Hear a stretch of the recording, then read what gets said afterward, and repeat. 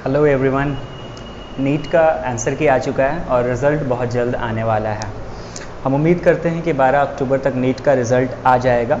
तो ऐसे में जो सबसे बड़ा क्वेश्चंस है अभी स्टूडेंट्स के दिमाग में या नीट एस्पेरेंट्स के दिमाग में, वो है नीट काउंसलिंग से रिलेटेड कि नीट की काउंसलिंग कैसे होगी और कैसे स्टूडेंट को एमबीबीएस कॉलेज की सीट मिलेगी। तो आज हम लोग नीट की काउंसलिंग के बारे में बात करेंगे, काउंसलिंग कैसे होती है और किस तरीके से स्टूडेंट को एक कॉलेज की सीट हासिल होती है। काउंसलिंग के बारे में मैं आपको बताऊं कि नीट की काउंसलिंग दो तरीके से होती है। एक होती है स्टेट काउंसलिंग, एक होती है सेंट्रल काउंसलिंग। स्टेट काउंसलिंग के अंडर आपको आपके स्टेट की जो 85% सीटें हैं वो मिलती है, और ऑल इंडिया काउंसलिंग होती है सेंट्रल काउंसलिंग, जहां पे आपको ऑल इंडिया कोटा की 15% सीटें मिलती है। तो आज हम आपसे बेसिकली ऑल इंडिया कोटा की काउंसलिंग के बारे में बात करेंगे। ज़्यादा स्टेट काउंसलिंग के लिए हम अलग से वीडियो बनाएंगे। ऑल इंडिया कोटा की काउंसलिंग जिसे कंडक्ट एमसीसी कराती है, इसके लिए आपको एमसीसी की वेबसाइट पे जाना होगा।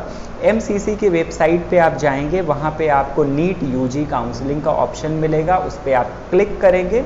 उसके बाद आपको लेफ्ट हैंड साइड में एक जगह पे दिखेगा न्यू रजिस्ट्रेशन का ऑप्शन, वहाँ पे जाके आपको रजिस्ट्रेशन कराना होगा। इससे पहले मैं आपको बता दूं कि एमसीसी जो काउंसलिंग कराती है उसके अंडर कौन कौन से कॉलेजेस पार्टिसिपेट करते हैं। सबसे पहले मैं आपको ये बता दूं, तो ऑल इंडिया कोटा काउंसलिंग जो सेंट्रल काउंसलिंग होती है, दो तरह के काउंसलिंग है, सेंट्रल काउंसलिंग और स्टेट काउंसलिंग। हम आज बात कर रहे हैं सेंट्रल काउंसलिंग। सेंट्रल काउंसलिंग जिसे एमसीसी कराती है, इसके अंडर पार्टिसिपेटिंग इंस्टीट्यूट हैं वो है ऑल इंडिया कोटा के 15% seats, except Jammu and Kashmir. Jammu and Kashmir को छोड़ के 15% के जो सीट्स हैं ऑल इंडिया के, वो इसमें पार्टिसिपेट करते हैं, number 1। Number 2, central university like Jamia Millia, Aligarh मुस्लिम यूनिवर्सिटी, बीएचयू, एएफएमसी और ईएसआईसी के कॉलेजेस ये पार्टिसिपेट करती हैं all India quota central counselling के थ्रू सीट मिलती है। Number 3, private deemed university. Private deemed university हमारे देश में 45 हैं, जिसमें तकरीबन 8000 सीटें हैं। तो ये 3 तरह की सीटें MCC counselling, all India quota counselling के थ्रू, एमसीसी के थ्रू काउंसलिंग होती है और फिल होता है। All India quota 15%, number 2 central universities के सीट, नंबर 3 एएफएमसी और ईएसआईसी कॉलेजेस, और नंबर 4 प्राइवेट डीम्ड यूनिवर्सिटीज़। ये ऑल इंडिया कोटा के थ्रू फिल होते हैं। प्रोसेस मैंने आपको बताया, एमसीसी की वेबसाइट पे जाना है, नीट यूजी काउंसलिंग पे क्लिक करना है, उसके बाद न्यू रजिस्ट्रेशन का एक विंडो दिखेगा, वहाँ पे आपको रजिस्टर्ड कराना है। रजिस्ट्रेशन के दौरान आपको रजिस्ट्रेशन फ़ीस पे करनी होगी। रजिस्ट्रेशन फ़ीस है आपका 5000 फॉर प्राइवेट डीम्ड यूनिवर्सिटी। अगर आप प्राइवेट डीम्ड यूनिवर्सिटी में जाना चाहते हैं तो 5000 नॉन रिफंडेबल रजिस्ट्रेशन अमाउंट देना है, और ये सबके लिए सेम है, रिजर्व कैटेगरी, अनरिजर्व कैटेगरी, 5000 आपको देना है। और 2 लाख रुपए की सिक्योरिटी डिपॉजिट अमाउंट आपकी जमा होगी, जो कि रिफंडेबल रहेगी। ये है डीम्ड यूनिवर्सिटीज़ के लिए। अब हम बात करें सेंट्रल यूनिवर्सिटीज़ के लिए और ऑल इंडिया कोटा 15% की जो सीट है उसके लिए आपको रजिस्ट्रेशन फ़ीस देनी है 1000 रुपये, और अनरिजर्व के लिए 1000 रुपये है। Reserve category like SC, ST, PWD, इनके लिए 500 रुपीज़ की फ़ीस है रजिस्ट्रेशन फ़ीस। और नॉन रिफंडेबल सिक्योरिटी अमाउंट जो यहाँ जमा होगी वो होगी 10,000 रुपये की अनरिजर्व कैटेगरी के लिए, और रिजर्व कैटेगरी के लिए जमा होगी 5000 के लिए। ये रिफंडेबल सिक्योरिटी अमाउंट है। यहाँ से आपको रजिस्ट्रेशन कराना है। रजिस्ट्रेशन कराने के बाद आप पेमेंट करेंगे। पेमेंट करने के बाद चॉइस फिलिंग और चॉइस लॉकिंग होगी।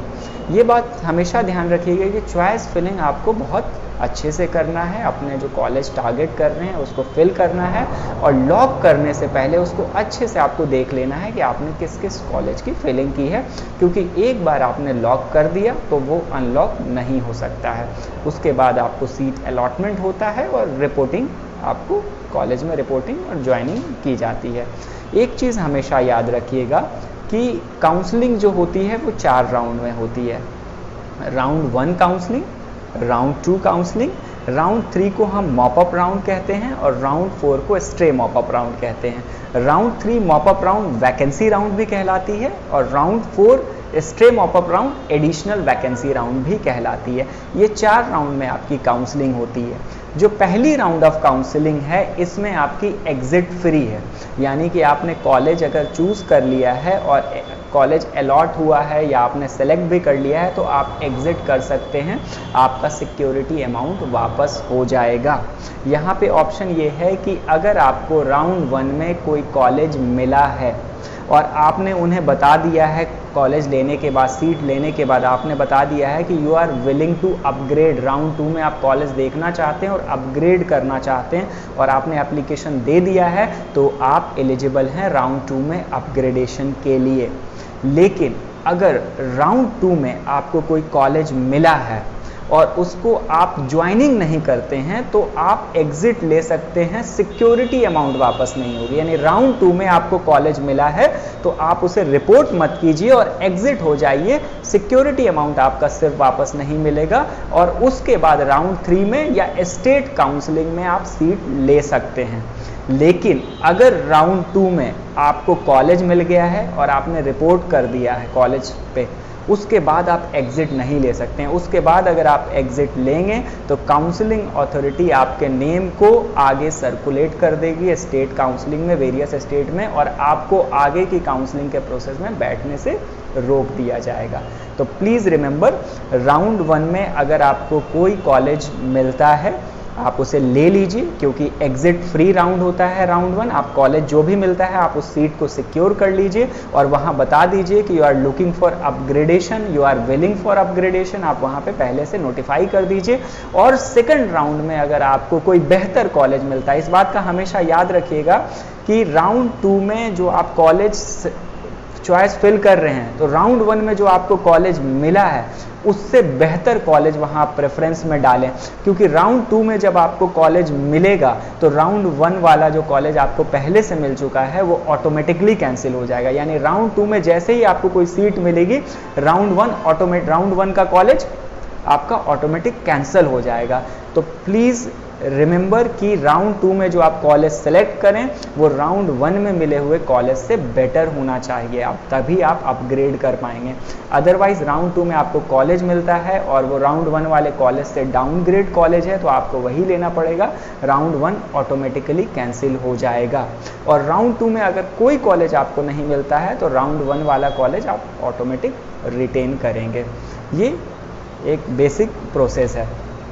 अगर हम स्टेट की काउंसलिंग की बात करें तो अलग अलग स्टेट अपनी अलग से काउंसलिंग कराती है। यूपी स्टेट की बात करें तो यूपी DGME काउंसलिंग कराती है, जिसकी वेबसाइट है upneet.nic.in, upneet.nic.in, जहां से यूपी स्टेट की काउंसलिंग होती है। यूपी में कुल 22 कॉलेज हैं जिसमें 2250 सीटें हैं, 22 college and 2250 seat government college. Private colleges की 29 सीट हैं जिसमें अप्रॉक्स 4000 सीट है। और यहाँ पर भी आपको सेम रजिस्ट्रेशन फ़ीस देनी होती है, 2000 की रजिस्ट्रेशन फ़ीस दे के रजिस्ट्रेशन कराएंगे।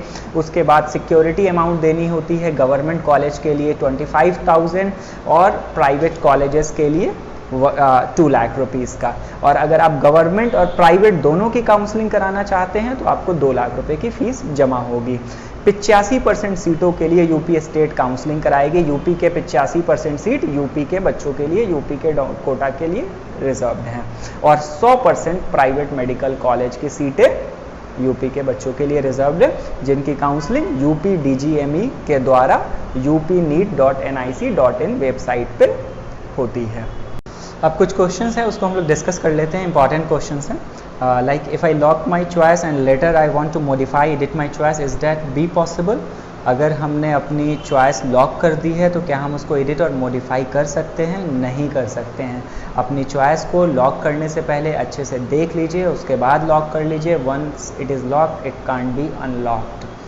Next question, if I opt to participate in second round of counseling, whether my allotted seat of first round will be cancelled?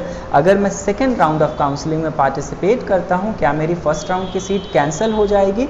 Answer, In case you are not allotted any seat in the second round, you will retain earlier allotted seat.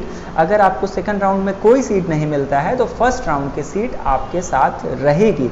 अगर आपको second round में कोई seat मिल जाता है तो पिछली seat automatically cancel हो जाएगी. इसलिए यू आर एडवाइज्ड कि सेकंड राउंड में जो आप चॉइस फिल करें वो बहुत अच्छे से करें और वो पहले राउंड से हायर होनी चाहिए, बेहतर कॉलेजेस की होनी चाहिए, ताकि आपको एक बार चूंकि सीट मिल जाएगा सेकंड राउंड में तो फर्स्ट राउंड वाली सीट आपकी ऑटोमेटिकली कैंसिल हो जाएगी. तो सेकंड राउंड में चॉइस फिलिंग बहुत इंपॉर्टेंट है. पहले से हायर आपको कॉलेजेस वहाँ पे चूज करना होगा. Next, if I get an upgraded seat during second round can I join the college directly. Second round में अगर कोई मुझे कॉलेज मिलता है तो क्या मैं उसे डायरेक्टली ज्वाइन कर सकता हूँ? Answer is no. Second round में जो आपको कॉलेज मिला है उसे ज्वाइन करने के लिए आपको रिलीविंग सर्टिफिकेट चाहिए अपने फर्स्ट राउंड के कॉलेज से. इसका प्रोसेस ये है कि फर्स्ट राउंड का कॉलेज जब आपने ज्वाइन किया था तो वहाँ पे आपको एक विलिंगनेस ऑफ अपग्रेडेशन बताना होता है कि I am willing to upgrade my seat and college in second round of counselling. अगर आपने वो बताया है तो आपको एक रिलीविंग सर्टिफिकेट मिलेगा जो आपको दूसरे राउंड के कॉलेज में सबमिट करके एडमिशन वहाँ पे सीट्स अपनी लेनी है. Next question, whether I am eligible for state if allotted A seat in second round of counselling. अगर मुझे सेकंड राउंड काउंसलिंग में सीट मिली है तो क्या मैं स्टेट के लिए एलिजिबल हूँ? I am eligible for state if allotted A seat in second round of counselling. तो इसका जवाब ये है कि अगर आपको सेकंड राउंड कॉलेज में सीट अलॉट हुआ है लेकिन आपने रिपोर्ट नहीं किया है, सीट ली नहीं है, तो आप एग्जिट कर सकते हैं अपना सिक्योरिटी अमाउंट फॉरफिट करा के. यानी सिक्योरिटी अमाउंट आपको वापस नहीं मिलेगा, आप एग्जिट कर सकते हैं स्टेट के लिए. लेकिन अगर आपने सीट ले ली है, अगर आपने कॉलेज में रिपोर्ट कर दिया है तो आप एग्जिट नहीं कर सकते हैं. अगर आप एग्जिट करेंगे तो आपके नाम को काउंसलिंग अथॉरिटी पूरे सभी स्टेट कंसर्न अथॉरिटीज़ को फॉरवर्ड कर दिया जाएगा और दे विल इंश्योर कि फर्दर काउंसलिंग में आप पार्टिसिपेट ना कर पाएँ. सो ये प्रोसीजर है.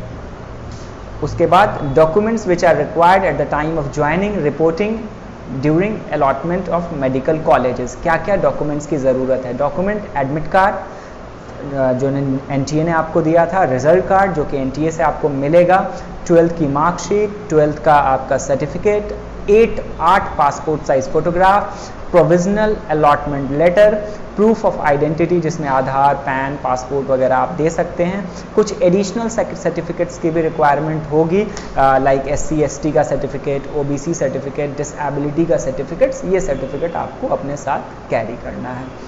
इसके अलावा कुछ और क्वेश्चंस आपके होते हैं तो आप मुझे कमेंट सेक्शन में पूछिए. आई विल ट्राई कि मैं उनका जवाब दे सकूं. Thank you so much for today and all the best for your NEET counseling.